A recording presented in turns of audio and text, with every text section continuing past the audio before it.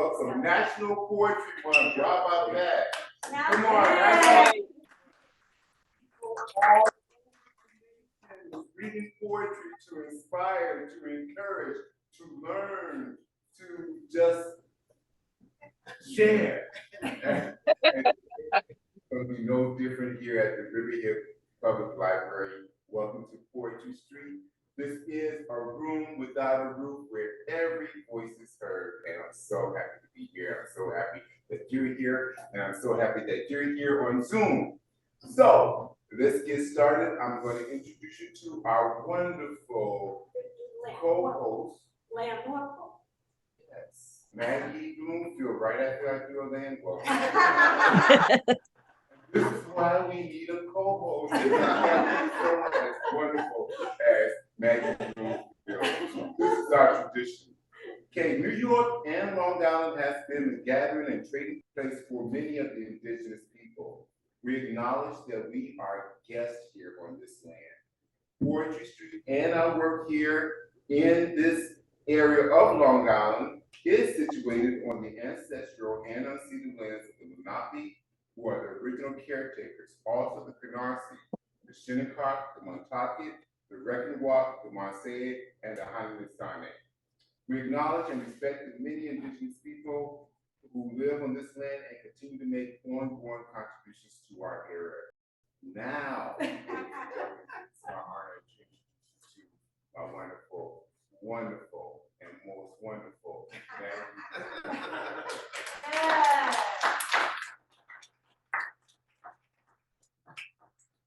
Welcome to you all. Welcome to Poetry Street. Chip said it, it's the room without a roof where every voice is heard. We came to be, about 10 years ago. In June is our 10th anniversary. We hope that everybody who's ever featured will come back in June. We started at the Blue Duck Bakery in Riverhead. This program, this venue was begun by Susan Dingle and Bobby Brown. Back there. Of the Jumpstart program with East End Arts. And we stayed at the Blue Duck for a number of years and then sadly closed. And then we went somewhere else briefly, and then you may remember COVID. COVID almost shut us down, but we went on Zoom and we've continued. And now Pam Cook and the library here at Riverhead have provided a new home for us, and we are so grateful.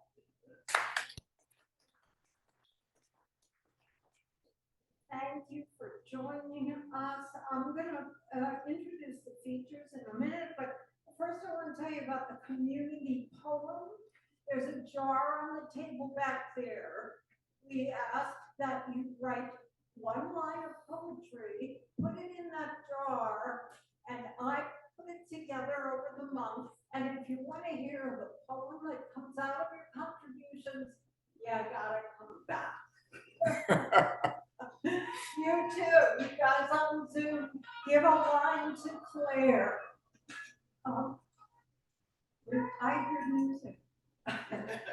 I'm going to read the poem last month was short and sort of negative. I don't know why. Anyway, this is what I came up with. The true, it's sort of a dialogue, okay? The true poem is an adjacent garbage crumbled at its lie. A note of despair or a breath of fresh air. Hope is my driving force. Creation, my truth.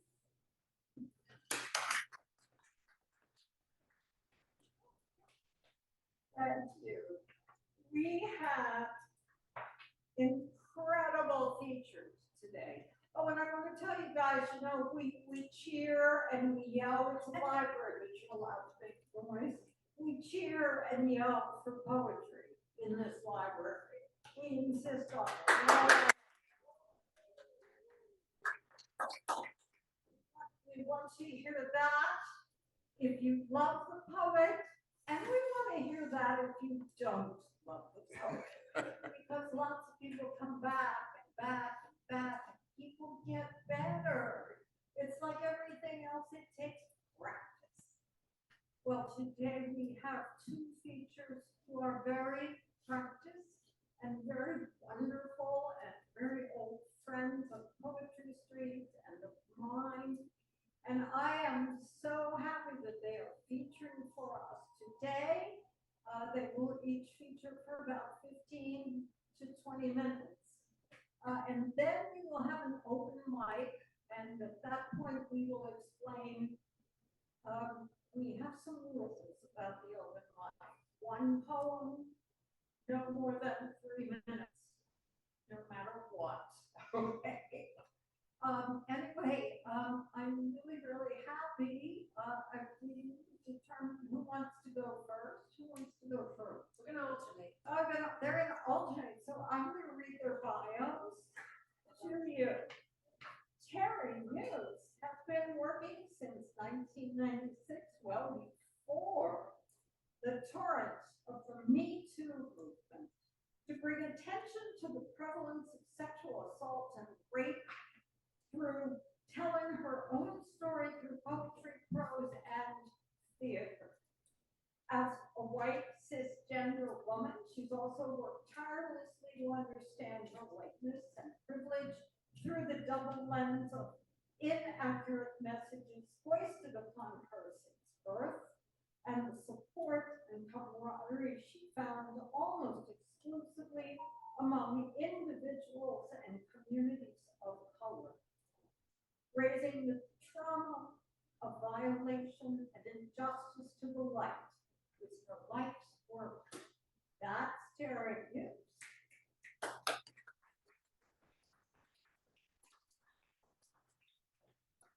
Pasca is the author of 2 full-length poetry collections, 1,000 Doors, which is fantastic.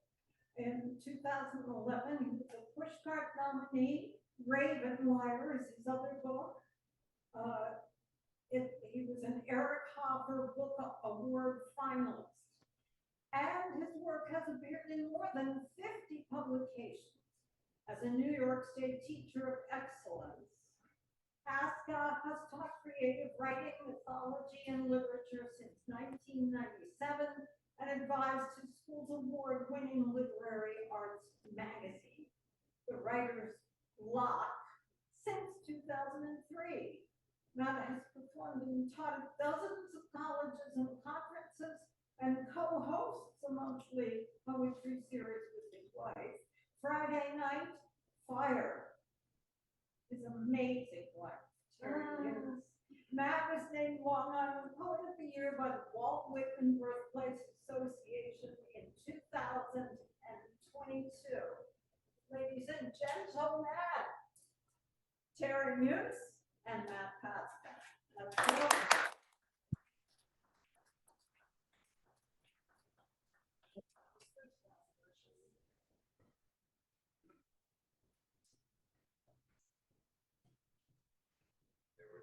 We're good. Right. Well, thank you so much, Maggie. Thank you, Chip and Bubby and Susan out on the West Coast. And thank you to everyone who is behind me on the screen here out in the Zoom world. It is a pleasure for us to be here today on Poetry Street. Thanks for asking us to hear that. I was going to read this later, but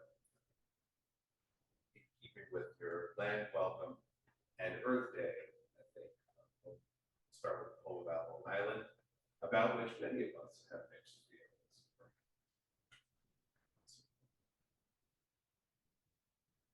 I want to write a poem in the shape of home, some contour of cobblestone bougainvillea, cats sniffing turnips under hubris quashing peaks, monuments of coned spice, bread racks on a bicyclist's head.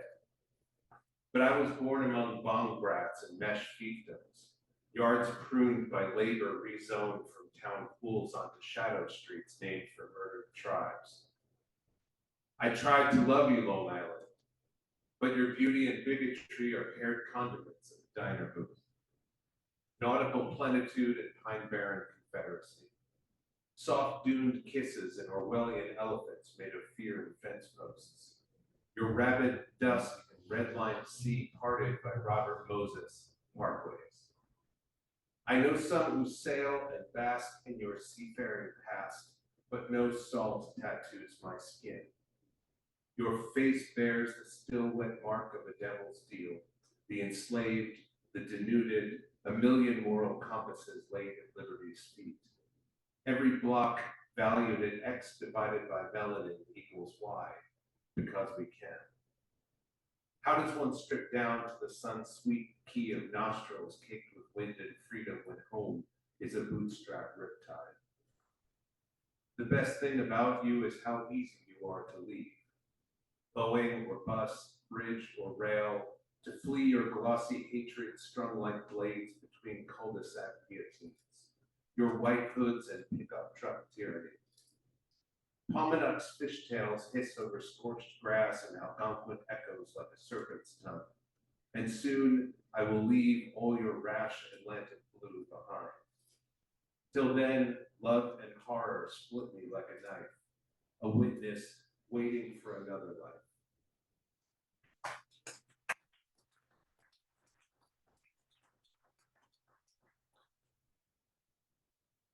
I encourage people to have their own relationship to one another. Had to express mine. And in a similar fashion, I've spent a lot of time figuring out how to articulate not being tethered to the things most people would expect one to be tethered to, where you're from and the family you're from. And I've very much been someone who's built connections and a life beyond what would be expected. So this is about chosen family rather than where you're the assumption that family is everything. Expatriate. I woke where the women cooked and cleaned for mouths that crowned themselves with opinions. Among armchair virtuosos, lip-stuck cheeks and cicada shells clamped to bark patina. I fissured, but remained Yugoslavia in minus sign eyes. A Ouija board said gather 273 believers into your ark, and the cracked couplet of Dad's model train was whole the next morning. My brother's history teacher seduced him on her boat, and he was addicted to cocaine, then said he wasn't. My father said black people have an extra muscle that makes them faster. Mom became his nurse and chamber pot. My brother broke a bottle over someone's head and tossed a pumpkin from a moving car, smashed that biker like a bomb. Mom watched the world flap into twilight like a moonlit murder. It is also true she took me to Shea Stadium for my 11th birthday, that my brother made risotto while Dad was hospitalized and Mom worked, that my father sometimes let me quiz him for hours about rivers. Flowers still grow in Chernobyl. Blood is an unreliable narrator, calling to itself like a church bell. Blood says, I love you. I say, you don't know how. And we are both wrong. Beyond the gaslight banter and rusted gears, mousetrap snaps and buried ordnance, I shape amber from my skin, make myself orphan. My children will have to choose me too. Blood circulates and tries never to escape. Water goes and knows everything must change.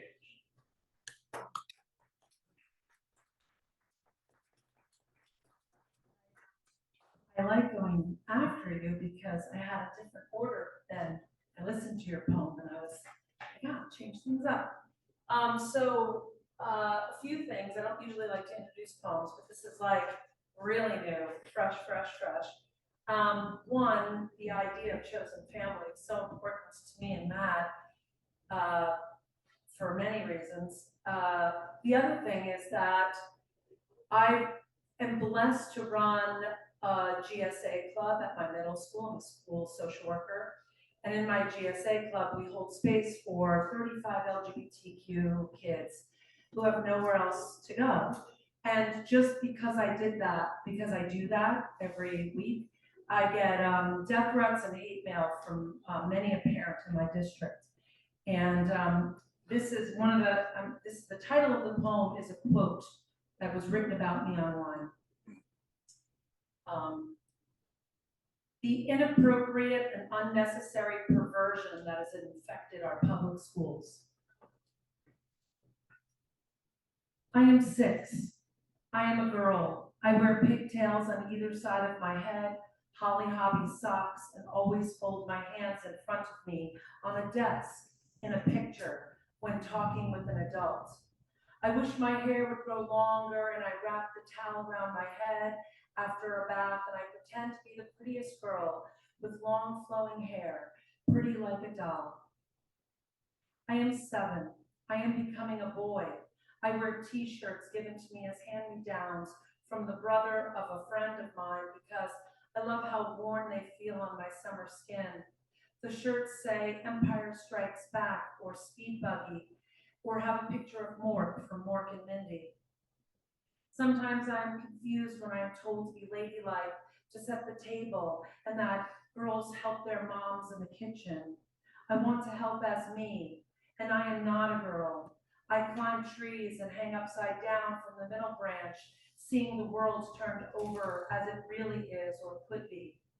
When we go to church, I am forced to wear a skirt. I hate how naked my knees feel, how cold air is able to sneak under the fabric and touch the insides of my thighs. I wear tall socks that travel up and up, way past my knees, and imagine them as pants. I am 9 and I am fully a boy. I play touch football and I am the best quarterback the boys have on their team. I have a short bowl haircut and a flat chest, and I'm happy for both as they help me run fast, faster, the fastest, faster than the other boys on my team. Sometimes at the pizzeria when I put my change on the counter for a slice, the person serving pizza says, "What can I get you, son?" And I think what my life would be like if I could be a son everywhere. If my father had a son slapping money on counters and running so fast his lungs could burst, instead of a girl doll that was still and polite and easy to play with. I want to be a veterinarian, and I am told at school that that is a job that boys can do. And so I am definitely a boy, because that is absolutely what I want to do. I collect small jars, discarded pill containers, and vials to pretend they are part of a medicine cabinet I use to prescribe ointments and pills to my stuffed animals. I am 10, and I am a girl. My mom desperately needs a girl because how will she do everything that is required in the house if there is no girl to help her? Boys and men get to sit on comfortable couches watching football and screaming at the TV, while women prepare meals and serve appetizers and clean dishes and sweep the foyer. I like to cook, and that is for girls, so I must be one. I'm 11 and I have a crush on Pam Dauber, a girl in my school. She shares the bottom layer of her Cheetos bag so I can get the smallest, crunchiest ones. She leans her shoulders into mine during group work, leaning over my page smelling of marshmallows and bacon. Can a girl have a crush on a girl? Am I a boy having a crush on a girl? I want to be the boy with her, to make the first move, to lean down for the first kiss, to have her wear my sweater, I want to ride my bike to her house full of sweat and blood and grass stains and tell her, "Can you be my girl?" I'm 15. I know I am a girl to them. There are lines that cannot be crossed. I know this, but I wish I wasn't. I wish I could give up my girl card in exchange for something not girl, not boy really, but something not girl. What is this? Where is the space for me? I date boys and girls, and when I'm with them, I feel like a subset of myself, something a part of a whole, both yes and sometimes. At 34, my husband is the man who sees the boy in me and the not girl and says, yes, that makes sense. He isn't interested in being a man, although he knows that's who he is. He leads me to a new space where I can be the boy sometimes, the girl, the neither, and the both. The harsh lines inside me start to dissolve and lean into me. And when he touches my skin, I know he sees every possibility of me unfolding over time like a tapestry of freedom I have never known. I am 51. It is Wednesday, and that means it is GSA club time. I sit with 26 middle school students who talk about gender as a social construct they have learned to unzip from their skins and names and identities like an itchy PJ onesie. They claim space with their bodies, their voice, their opinions, their names. They claim names like Mars and Jupiter and Ace and Kai and Venti. They dare you to tell them there is no such name. They are remaking themselves weekly in front of me, showing me a blueprint of a person that can be girl and sometimes not girl, a place where there is no label, only possibility.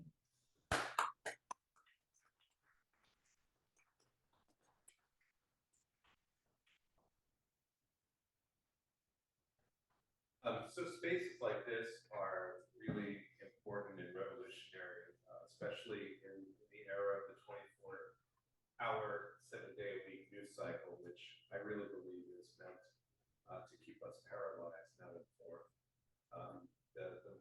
The more bad news we hear, the less likely we are to spend time with each other or do constructive things, and the more we'll buy things. So I believe that's the purpose. So thank you, Coach, and thank you all for saying yes to community. That's what this poem's about. The intended effects of headlines.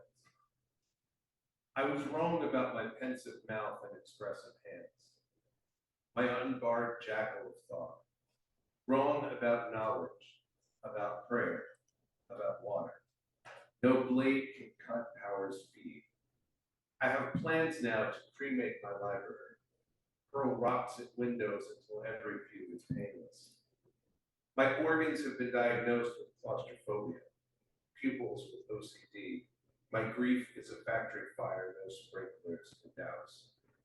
At breakfast, I imagine the angle at which my jugular might spray like a Pollock paintbrush. A blood honey rash marks the end of a too long day. Skyscrapers poke like teeth from Gaia's black horizon. And not even sex or garlic naan, or Rumi's verse, spun around and around the pillar of God herself, will make me believe.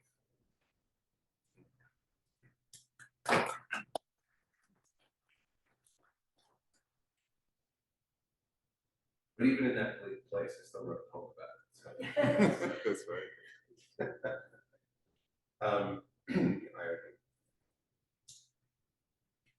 So I've never personally been harassed by police. Almost everyone in my family has been. But part of that is I look like most of them, I think.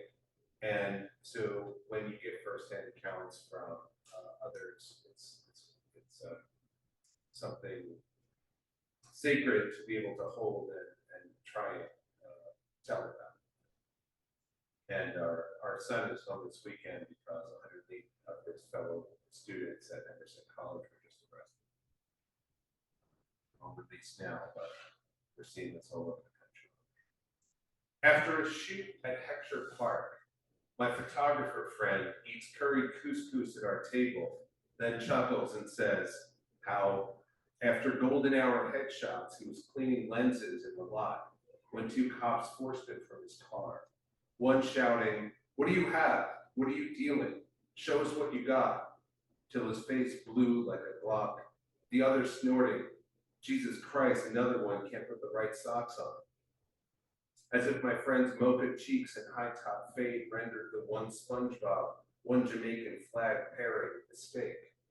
Inconceivably quirk or whimsy, as if to don asymmetry amid oaks and willows, he hadn't conquered Everest's first, intoned 1,000 mantras until simmering, he claimed nature as his own.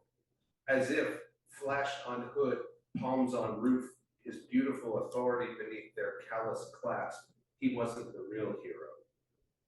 My friend asks me to pass the salad. I'm just lucky they didn't stash a stash in the glove, he says, and chuckles again. His grin spinning like a roulette wheel, whose only color is black. And even as my wife's homemade pie delights us, the wheel spins.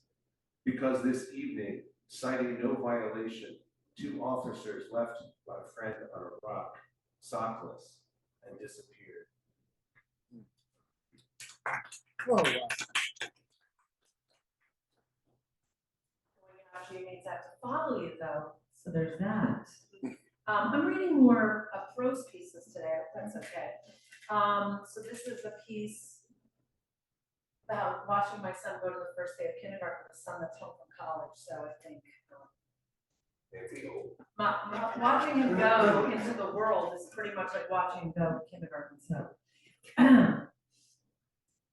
I am watching him go. He lifts his unusually large for a 4-year-old body up the steep steps of the school bus. My breath is catching in my throat, once proud and helpless.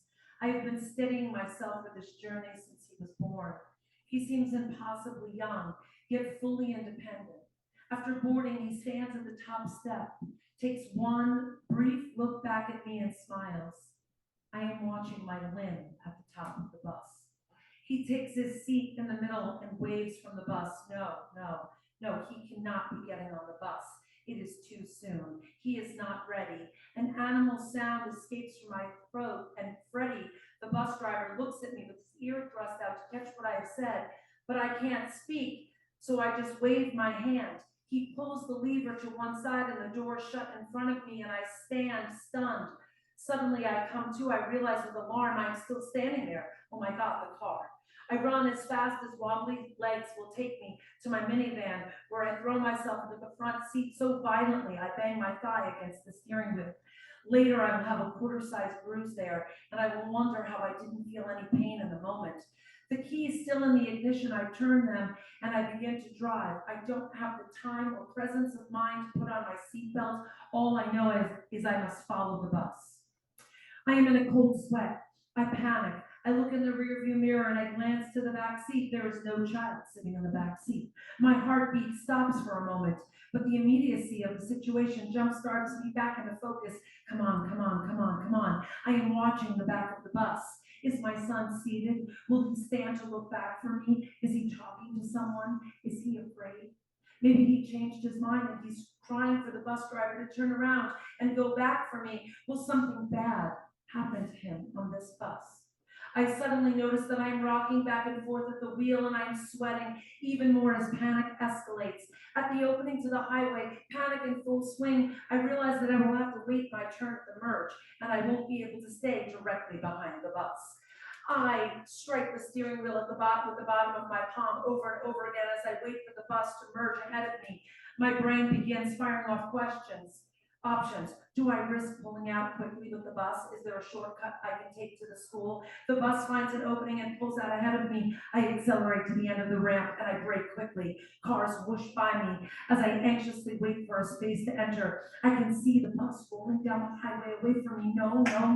I am losing it. No, please God, no. I pull out, cutting off another car. Its horn blares in my ears from behind me. I don't care. I have to catch up to the bus.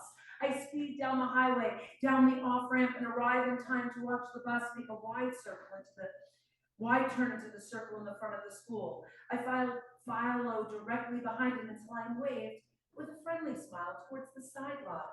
I am not allowed to park in the circle behind the bus.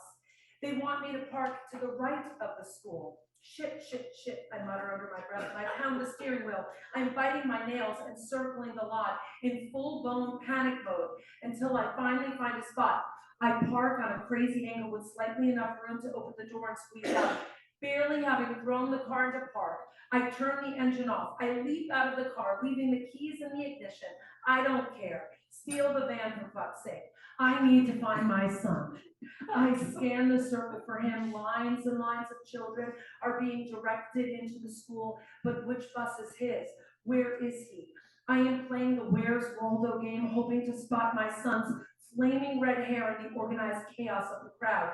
There, I yell, making the person next to me jump and suck her teeth. I pushed past 2 people in time to catch a glimpse of him parading into the school in line. Rainer, look over here, it's Mommy. He scans the air towards my voice, searching for my face as I jump up in the air and wave. My son waves gently and peacefully back, his backpack like a large animal holding onto his tiny shoulders.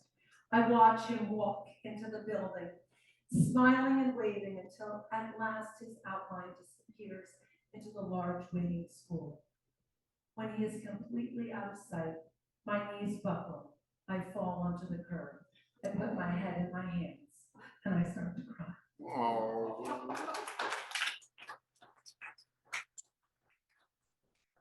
The second one, I let us go to school. Just lost. He'll be fine.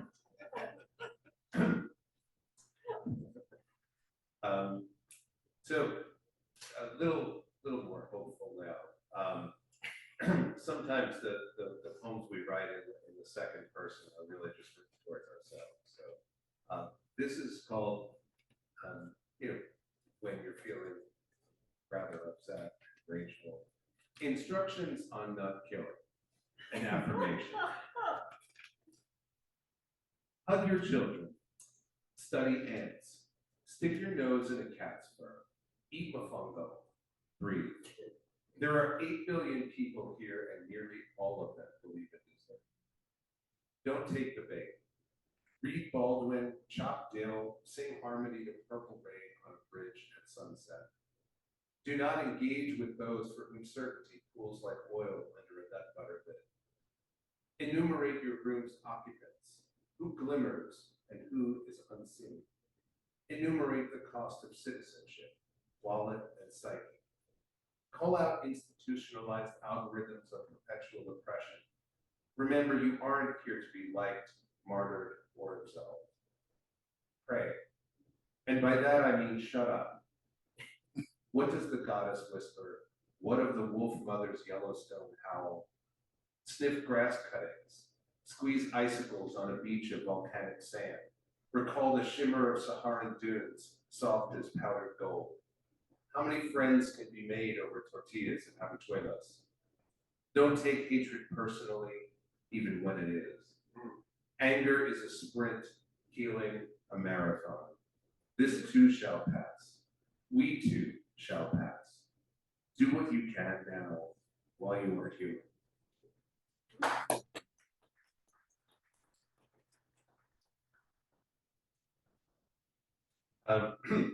And here's a love poem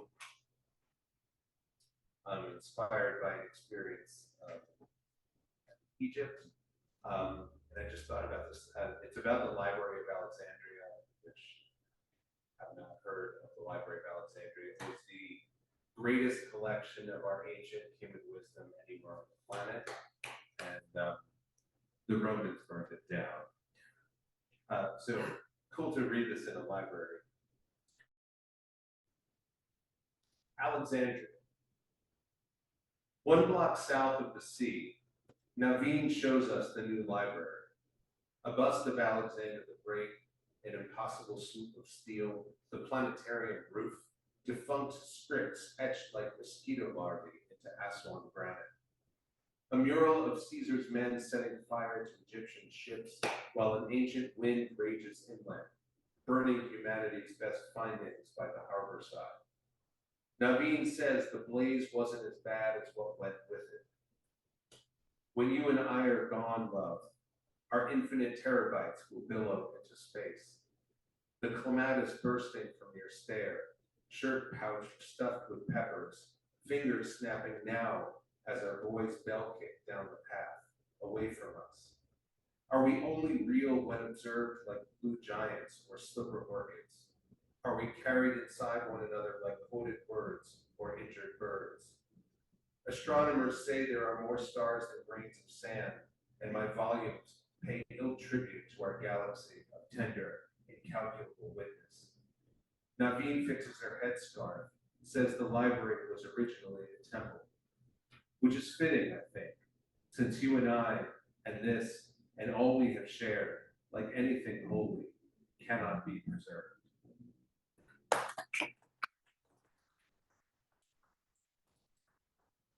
So I will have 28 years of sobriety on June 1st.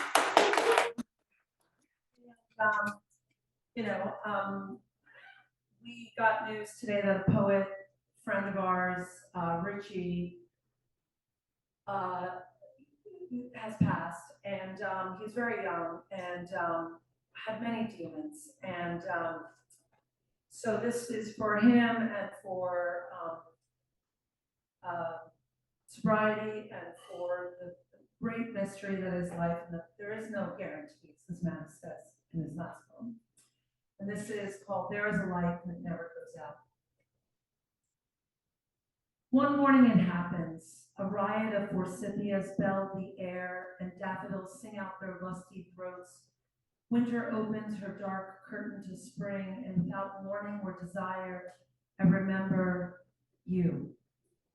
Flowers in your ripped jean pockets, that spaced out smile of the newly high, how I followed you through sterile high school hallways of prom posters and sweat plans. You were a constellation I charted from my simple post back on Earth. Being gay didn't stop you from kissing me in the back of a cab saying,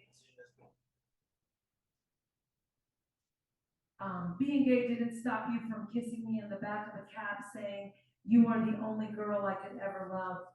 You taught me how to take the longest drag off of thickly rolled joints so I wouldn't cough and gasp for air.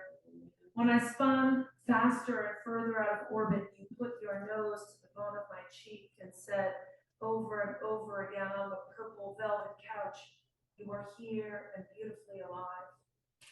It was always you who reeled me back in when I floated beyond where astronauts know is safe. And damn it, I was supposed to die first, wasn't I? It's what our friends meant when they changed the lyrics of girlfriend in a coma to Terri in a trauma. I know, it's serious. And laughed sarcastically, casually taking tabs of E or bumps of K under the canopy of rave club stratosphere. They knew I was our group's biggest disaster. But you, my beautiful mischief maker, with your daffodils, Smith's shirt, and smile of galactic dreams, you were to be the Keith Richards to my Kurt Cobain. I was ready to hit the atmosphere hard and fast and let it all go to yellow stardust while you swaggered, triceps pushing out from a t-shirt too small, veins snaking down gears before the needles, spoons, and viruses laid waste to the perfect blades of your cheekbones. I remember the mission we set out on together, to float far above the moon, before you became the comet I could no longer chase. This morning you returned, beckoning me to follow you one last time to the end of 10th Avenue, where Junior Vasquez will trance us with a playlist under a ceiling made of stars.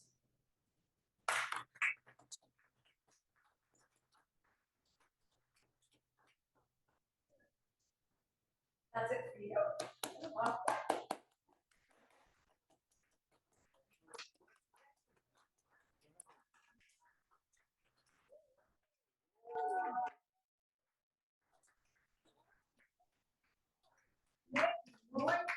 For Terri and Matt.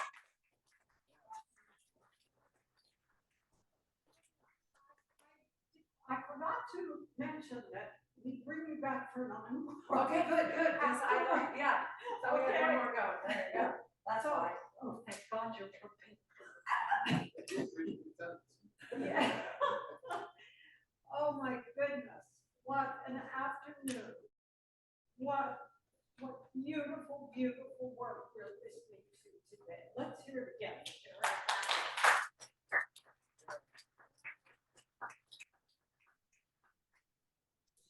Williford. is going to run the open mic. We do have some rules. One poem, please, not your epic. And yeah, make noise for the poets. And Chip, take it away.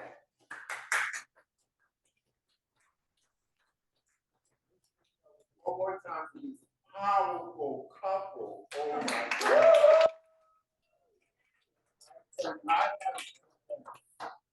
I'm a super fan. I mean, a real super fan. I mean, your son Atticus, who is now 20 feet tall, when he was like only 4 feet tall, he said Poetry Street is like a party for your heart. Wow. Oh my gosh, that kid killed me. I tell you, you do the same. Your work is so powerful, and the things that you do, I watch you on Facebook, your family, the community work, the school work, everything. Thank you so much. We need more people like you. No tears this week. However, you know, today is still young and it is National Poetry Month, and we're so happy that Bill Badger is in the house. Bill Badger is one of the fathers of Poetry Street, and I just love him so much. And he's on his way, and we're so happy. Just give it up for Bill Badger.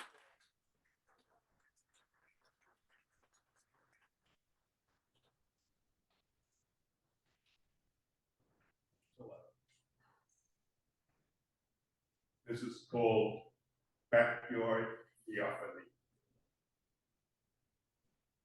Lord, help me listen to the sounds of spring. Tweetering birds at feeder, chirping and chasing squirrels, buzzing wasps, fluttering new budding leaves. And may I recognize these as your voice. Attune me to the smells of spring.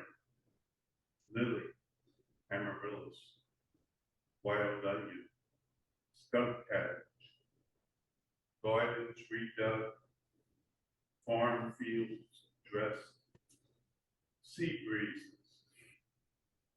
And may I recognize these as your fragrance.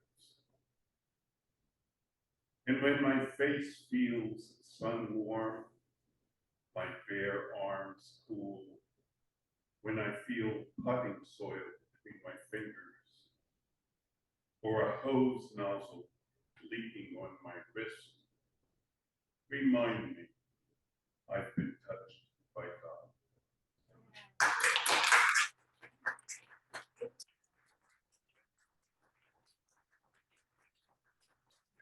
Okay, so we have her on Zoom land, and she's running that whole universe there. So Claire, tell us who you have in Zoom land.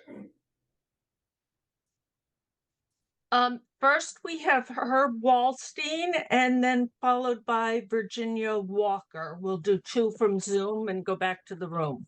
Awesome. Okay, hello everybody. Here's an extreme sweet spring dream poem in traditional English meter and rhyme. Extreme sweet dream, sweet spring dream. The splendid setting, sweet spring sun has flecked the few blue clouds with red. A wondrous evening is begun. I watch wild rainbow colors red. From out a field, a cowbell peals.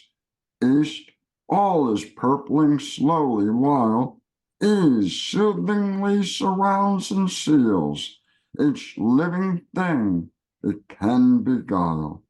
Nearby, a twilight-glazed brook bubble laughs, tumbling over mossy stone. It sparks without a trace of trouble. Its careless joy is not alone. Sweet spring casts some soft spell of hers. From trees, Birds pollinate the songs of sirens chanting to their lovers, and lavender lilacs in throngs spill scents enticing rhapsodic passions. I leave my seat by a mill to witness life that's exotic. I slowly climb a breathing hill. The impish wind with tickling hands makes oaks and elms sway with laughter. Romantic crickets form their bands. Their constant heartbeat rhythms stir large flocks of darkling, drowsy flowers to stretch, yawn wide, then close their buds. With weary steps on grassy towers, heads down, round cows now chew their cuds. My living here with nature breeds communion with myself and life, communion with my dreams and needs. I've left contemporary strife. The full night sky amazingly begins to paint the heavens in its artistic strokes. Playfully, it splashes whirls while senses spin. Like eyes, the stars begin to wake. Their pearl light flickers like small candles. Selene flies from out a lake. She strides the sky with glowing sandals. Selene, great haunting goddess, I watch. With graceful glory you stride. In regal saffron silk you dress. Serene without a sound, far wide you gaze on secrets of the earth, perhaps explaining your pale state. Tonight, though, I see glowing mirth as large as your smile on this late, still living paradise. Its spell secures your pale, pure, and tender heart in its harbor. Ma bonne belle, you're still this land's ornamenting. Thank you.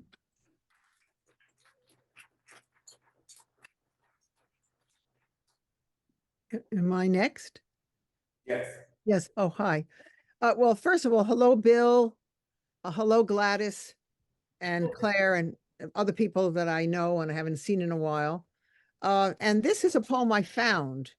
And I know I wrote it, but I can't remember when I wrote it, but I'm going to read it now. Reflections.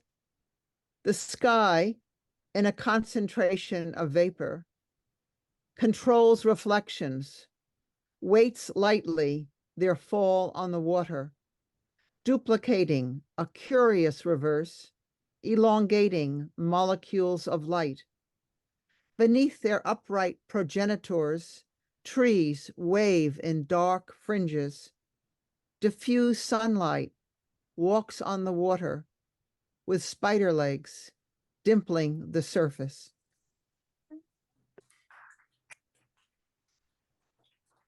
Okay, we're gonna come back here to the Free Public Library and ask Jen Warner to please come up and read. Jen featured for us not too long ago, and we can't wait to hear her.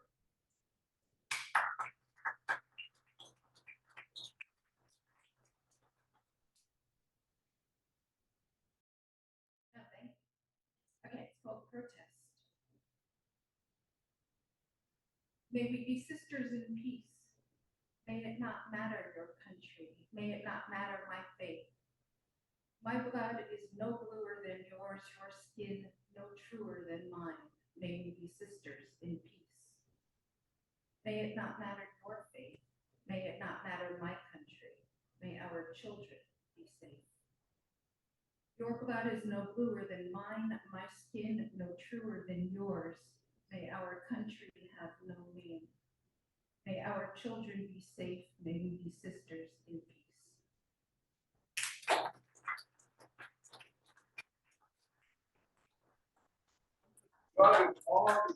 creativity in these forms and the delivery, and I just like can't wait to hear Susan Semerate. I know she's going to come up here. She's going to blow us away, as she always does. Ladies and gentlemen, please welcome Susan Semerate.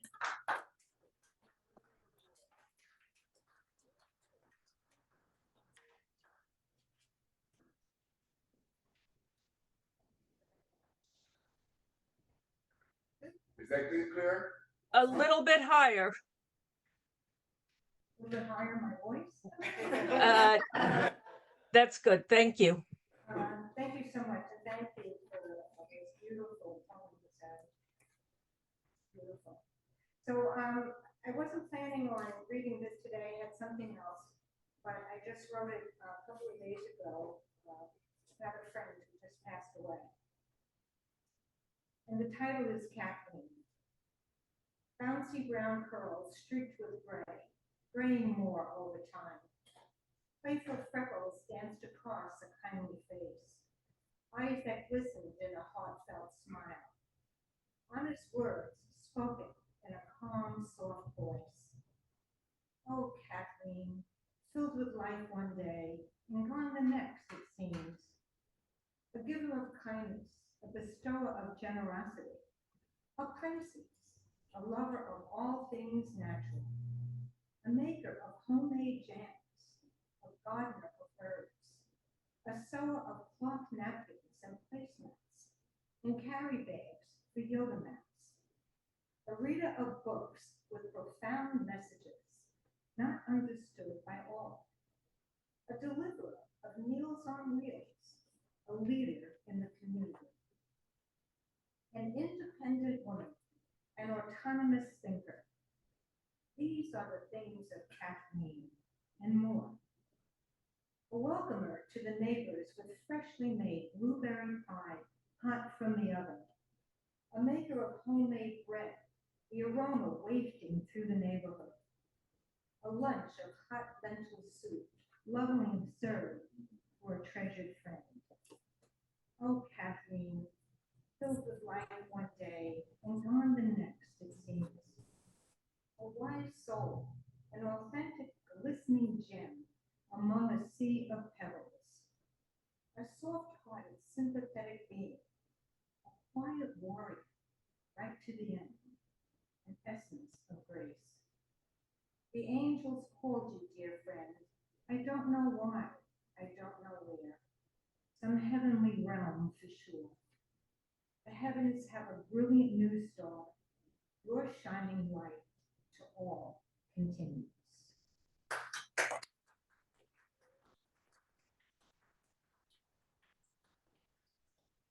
What a beautiful tribute. Thank you for that, Susan.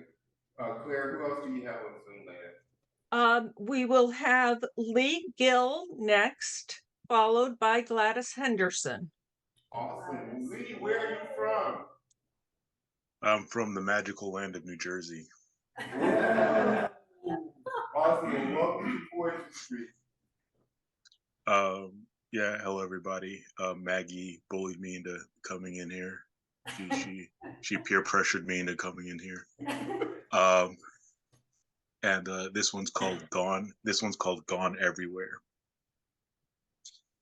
I chased my soul for years through the mundane kingdom of Bergen County, concrete trails snaking through butchered marshland, a temperate realm of scams, big laughter, and priceless memories.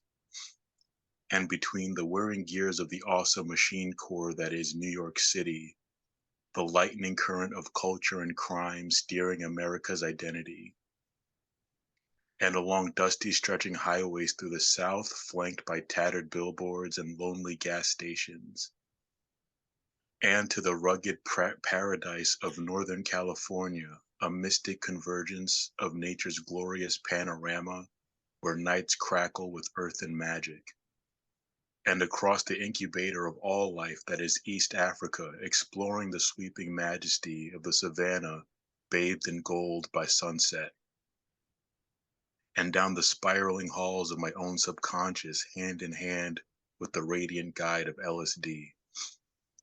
and beyond the veil into gray afterlands under the aegis of great goddess Morrigan unspooling eternal mysteries. And I kept roaming until the universe finally drilled through my ignorance and revealed unto me the truth. My soul was within me from the very start, growing more wizened and luminous with every step. Thank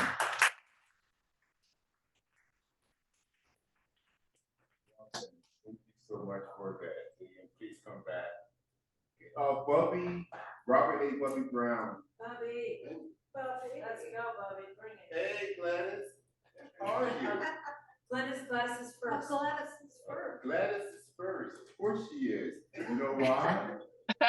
Gladys is featured on Poetry Street on the Road, the film, episode number 3, I believe. Ladies and gentlemen, Gladys Henderson. That's great. So, can you hear me? Yes. Oh, that's a beautiful thing. Thank you, everyone.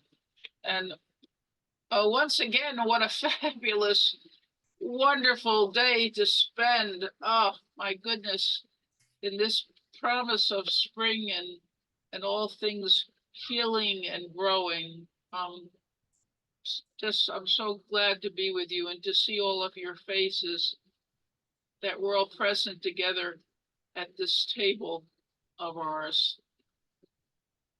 Wrong time. Wrong time. Silhouette against the white snow. A blue butterfly flying with newly hatched wings looks for nectar from flowers long since dead.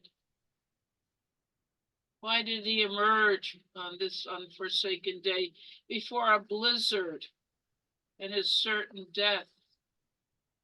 I run to capture it, bring it into the warm house, make it honey and water, and rest its body on the kitchen table. He sits, wings opening and closing like a flower at dawn. I place the nectar in front of him in a tin lid, low enough for him to reach. He begins to sip. In the newspaper, there are stories about parents who killed their children. One was starved to death. The other was beaten. One was forced to sleep in the unheated garage. The gassing deaths of citizens by their own leader, children, men, mothers, wrapped in white death shrouds, lined up in rows to be identified. The bombing of a maternity hospital. Mothers who survived were carried out on stretchers, their swollen stomachs stroked with terrified hands.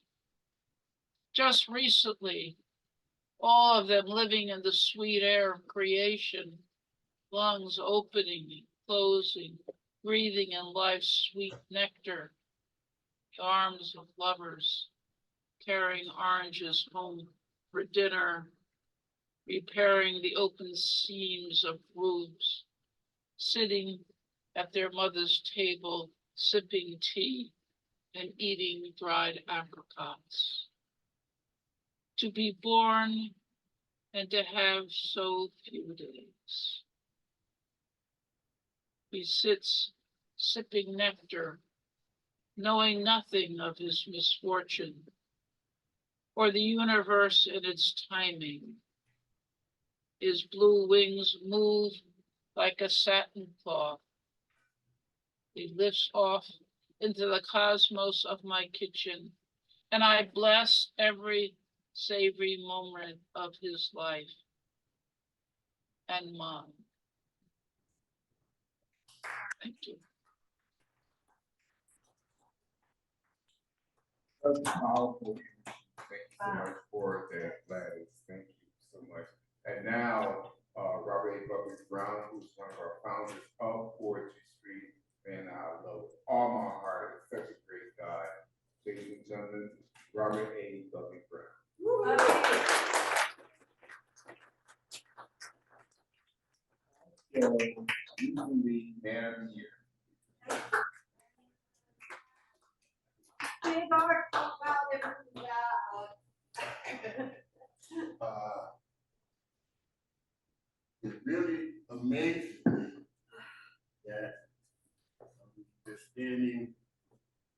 threshold of 10 years ago. And it still amazes me that every month I'm guaranteed to hear some pearls of poetry from people every year. And it's never not repetitive. It's all new, and I just love every moment of it.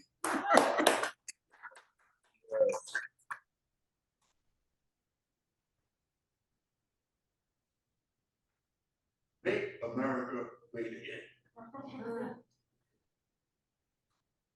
Make America great again. Heard these words, of course. Do you recognize what they mean? Recognize their source. Have you heard a quote or time frame of what that time used to be when all American lives were filled with joy and fun and glee?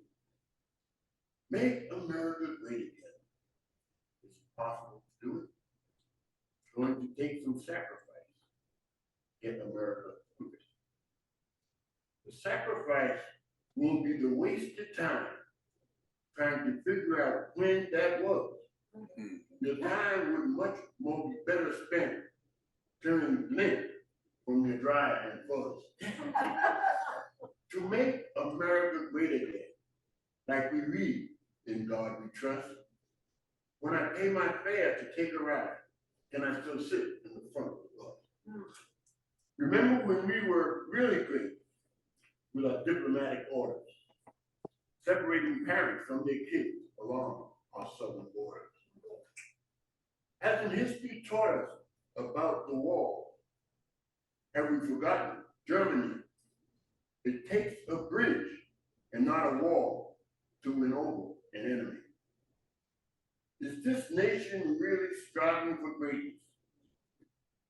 Enacting laws unfair and shoddy, making it difficult for women to control or protect their very own body.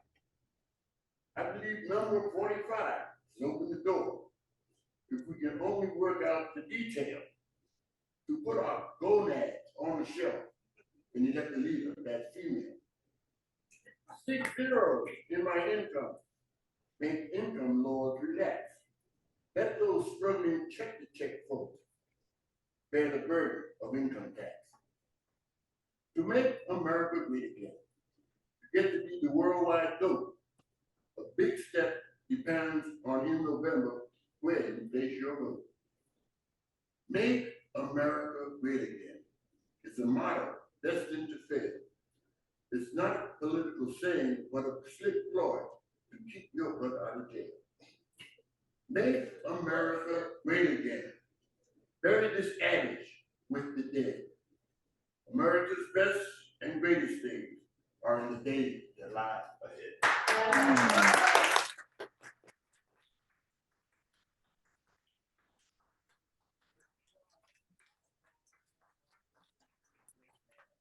Hey, Jim Mara is here and gonna answer the creed. I do. Oh, okay. I only Jim brought Mara, one. you know what? I need to get my list. So while I'm getting my list, Claire, do you have anyone in Zoom land waiting to read? Like Nina? Yes, Nina will be our last poet from Zoom today. Awesome. Nina Yabel. Yay.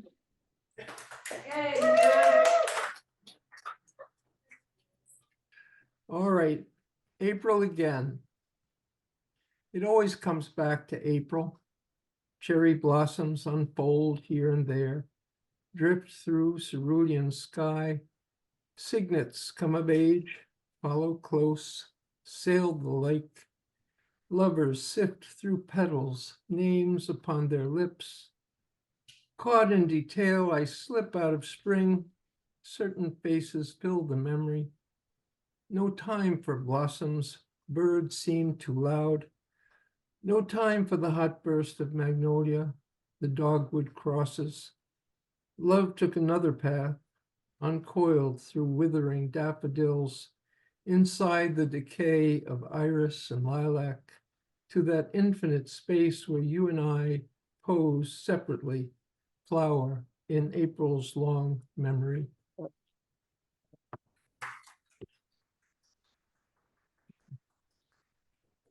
Thank you so much, Nina. And Nina is also featured on our film, Poetry Street on the Road, the film, which is on our website. Yeah. poetryontheroad.com.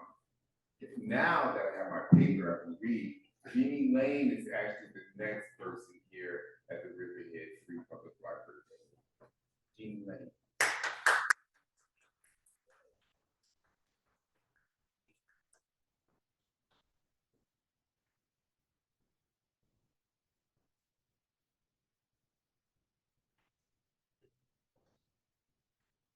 You caught my attention. Walking into the room with your head down, I noticed you. No bounce in your walk, swinging arms, eye contact. I felt that you were like a whisper, a draft, or a shadow. Present, but not wanting to be observed. Pretty sad. Deep in thought, painfully shy, angry, rejected, neglected, reserved, ill. Maybe you had just received bad news, or even farsighted, and left a contact. Your shoes could have been tight, or this morning's coffee gnawing the stomach. By trying to be unobtrusive, you weren't teaching yourself. I felt that your inner light had gone out. I felt.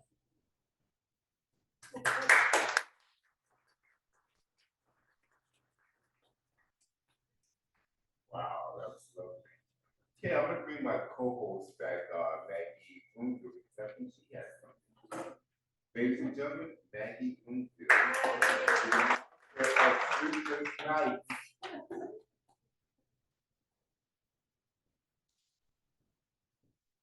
Thank you, Chip. Thank you, everybody.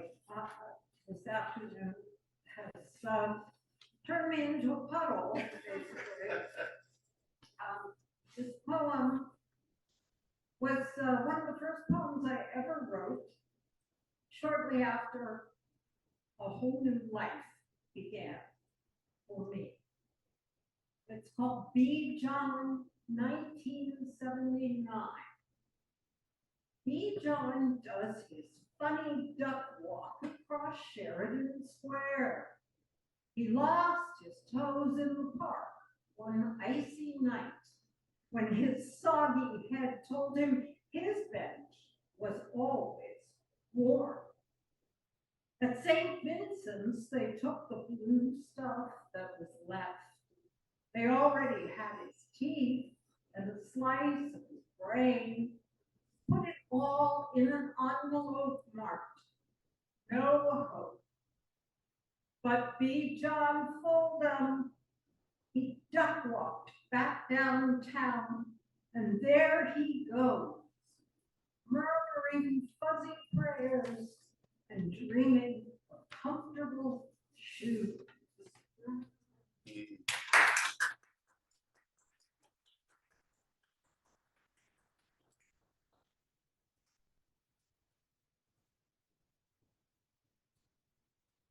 Thank you so much for that, Maggie. That was awesome. Comfortable shoes is very important. Girl, yes. Yeah. Always. Terri, actually, because of you and because of your poetry and because of your honesty and because of your willingness to share, I'm able to share this poem.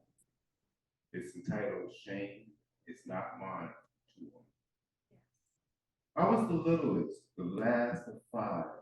At the time, I stood silent, quietly in line.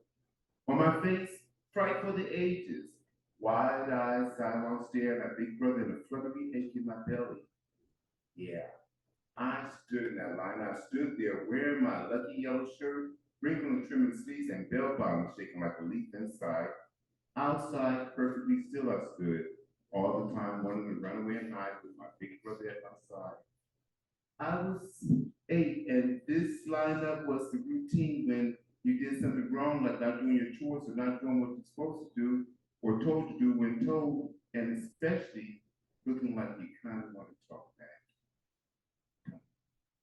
I know our family was not the only one, but really, is there any reason to hit, whip, or beat a child, normalizing and perpetuating it as if it were an heirloom?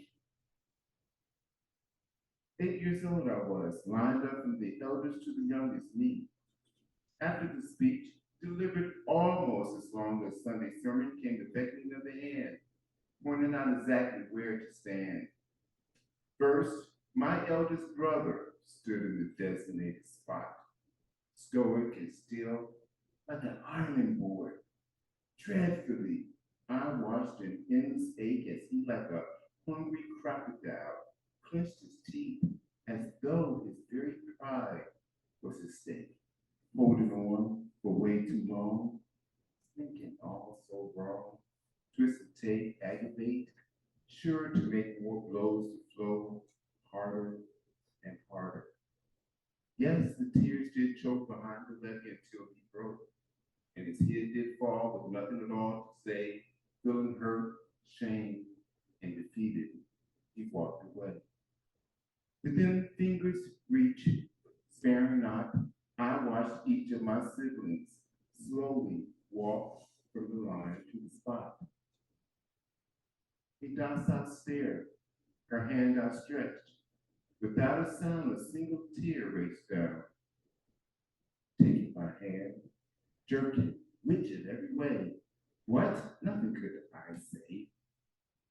Belt, extension cord, leather strap, diverse switches braided with care, struck my sister who didn't break her docile stare.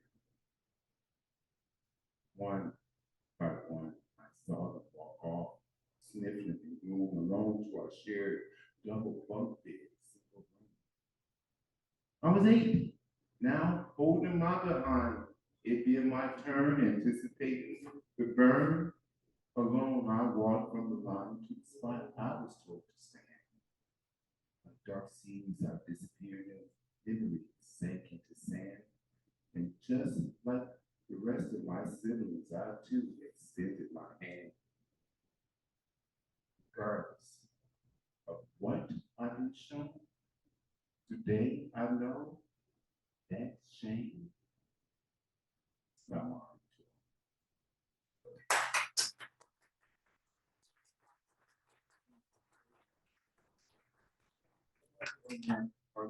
Now, we would like to bring our features back.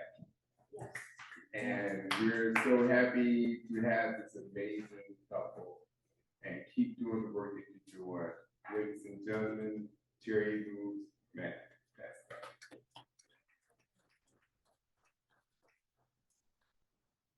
Thank you, everyone. And I just want to say we do have some books here, so if you would like some of our words to be with you in your home or your apartment, or you'd like to send them to someone else's home or their apartment, we're happy to get you our words. And Nina, I hope you feel better. Anyone here bad at small talk? That's what this poem about. I don't know how to talk to people, or do, but can't prioritize a pit stop of thrushes, Zimbabwe's fuel height, or Cadillac mountain aglow in my granite memory. Nothing here is small, only the me inside that knows like moontide I exist. When you say hello, data spins like slot machine fruit, a broken wing, coffee grounds, playground swings, the hammock of my surrender, the star-studded blackness over Zion National Park, my palm against the cool codex of gymnasium door handle. Tomorrow you'll ask, how are you?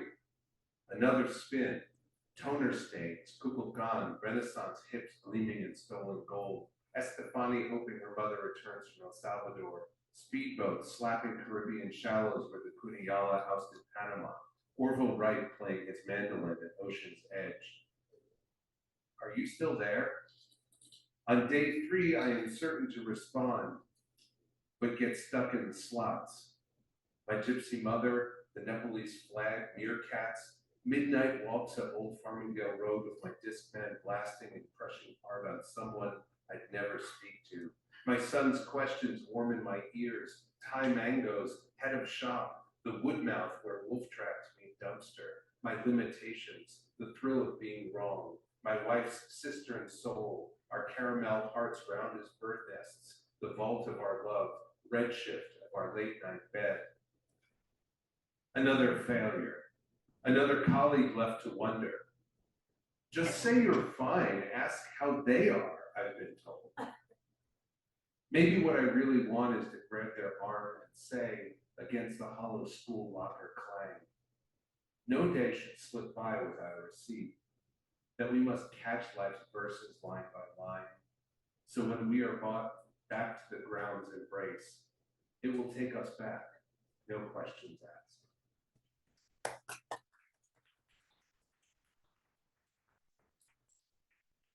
Big thinkers have a hard time with small talk. This is a love poem for Matt. I admit that while you're gone from the house or sleeping, I picture you dead, pulled clean from the seam of our linen lives of moons and tulips into the tender groves of a distant greedy night. Each time you disappear into the most unreachable stillness I can imagine. My heart, a bug-eyed chimney of belching smoke, lurches along the violent sea of 5 o'clock rush hour. Without you, souls wail. A tempest of arms strangles necks inside the yellow geography of our shifting metric love. Your voice so urgent seizes me. The melody of your strange fingers. The clock strikes 11. My spine twitches. A finch released from a branch of snow. Your head in my hands. The sleeping of the waiting world. There can be nothing but this. Thank you all.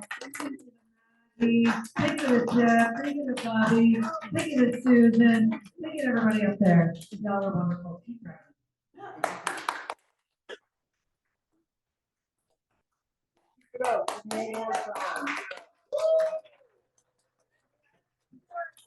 Terri and Matt.